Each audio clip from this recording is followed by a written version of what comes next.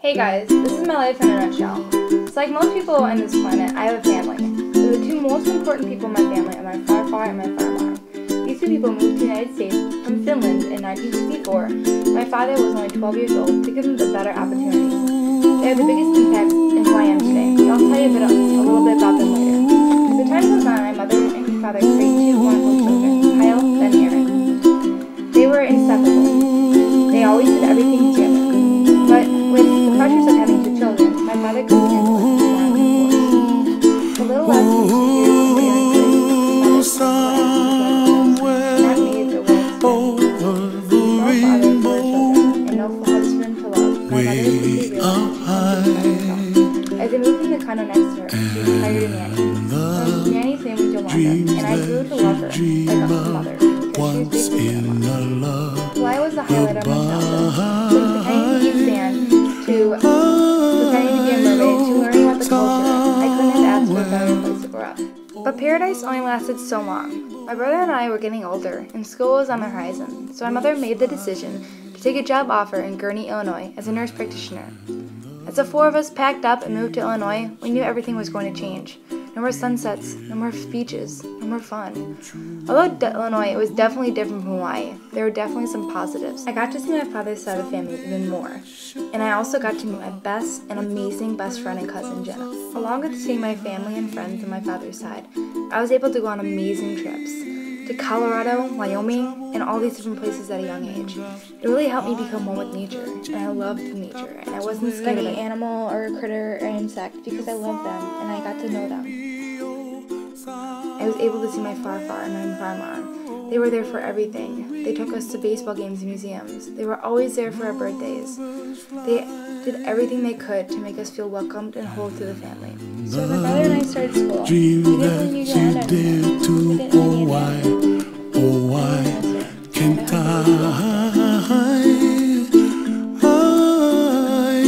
Someday I wish upon a star. At the end of second grade, my mom got married to a new guy named Erin Siekmann, who has adopted me under his name. Even though I was skeptical at first, I quickly realized that he really loves us and he really loved my mom, and he wanted me to be his real daughter.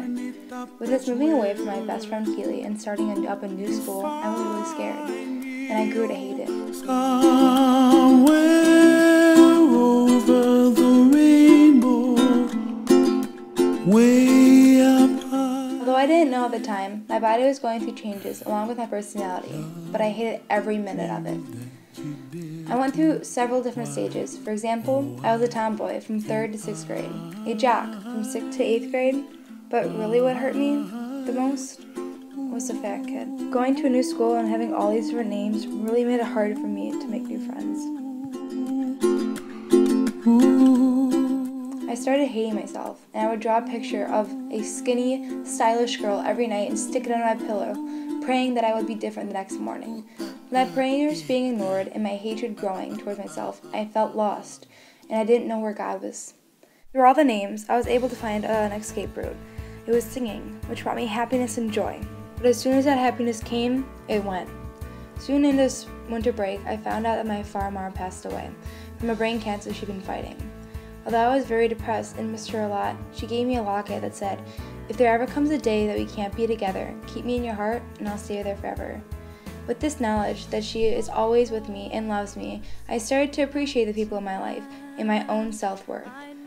As a family grew closer as one, I was able to knock down the walls I made, leaving it open for new friends.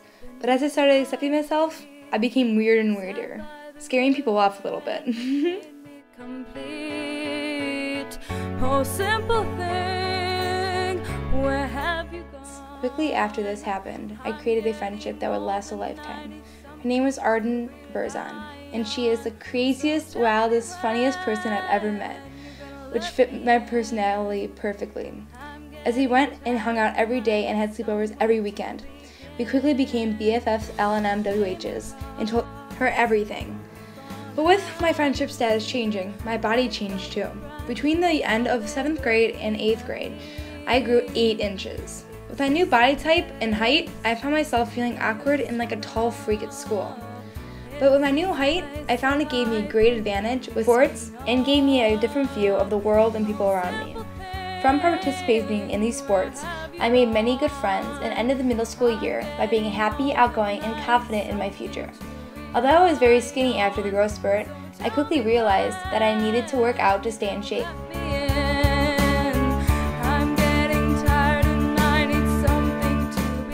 The summer before high school, I did my first triathlon with my mom, which was very exciting, and I was so happy I did it with her. That summer, I also flew down to Kentucky by myself for 2 weeks to spend an entire time with my cousin.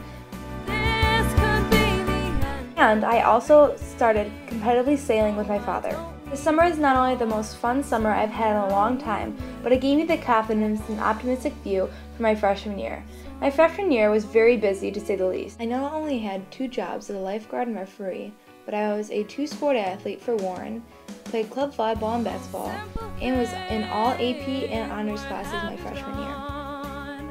With the reunion of my best friend Keely and making many friends through volleyball and basketball, I was enjoying high school to the fullest. Even though Arden was going to a different school and our lives were pretty busy, we made time to hang out and catch up at our football games. With freshman year going by smoothly and snowboarding and dancing, my parents gave me a trip to Vail, Colorado for spring break. This trip gave me a chance to spend a lot of time with my brother and parents since I was so busy with sports and school. This could be the end of everything, so why don't we go? So why don't we go?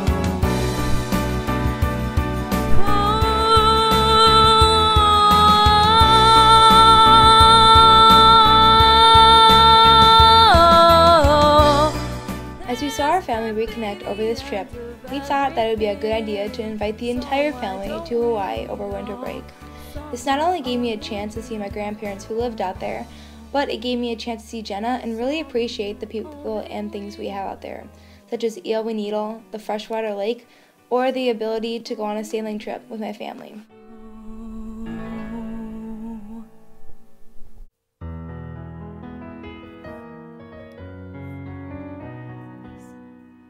I'm nothing special, in fact, I'm a bit of a boo. As freshman year coming to a close and sophomore year opening up, I decided to focus only on volleyball because I wanted to play it in college. With that, I had tried out for the Nike Elite Energy Club, and I made it. 2 really important people that I met my sophomore year were Logan Capizzi and Delaney Regner. Although my relationship with Logan came and went, Delaney's didn't. She was silly, funny, and just like me. We were 2 peas in a pod. But something was different about her, something that made her special, and I envied it. But as the year came and went, junior year brought great achievements. I not only made varsity volleyball in the fall, but I was also given the National Golden Guard Award for my leadership and skills in the action. While spending time with my cousin Jenna, I realized she had what Delaney had. But soon after I realized what I was missing, Delaney asked me to come to her youth group. I was scared at first, wanting to fit in and see if the whole God thing was for me, but I learned quickly that it was what I needed. That fall, I went to a Fall 1 retreat with the youth group where I met the best friend of my life, Carla Stelzel, who really showed me who God was and how much He loves me. As junior year sped on, with college visits and thoughts of change, I decided that I didn't want to play a sport in college and just focus on academics. But at the end of my junior year, I went to a concert with Arden and met up with an old friend. From meeting him in the summer camp we went to in 3rd grade, Joe quickly reinstated himself in my life as of after the reunion. Through the highs and lows, he has taught me to take life as a gift and to appreciate every moment that you have with someone. With senior year coming in fast, I wanted to take new chances. Trying out for tennis and vocal velocity have changed my life. Not only did I make both of them, but I have made friends that are lifelong lasting and have blessed me with their friendship and influenced my life.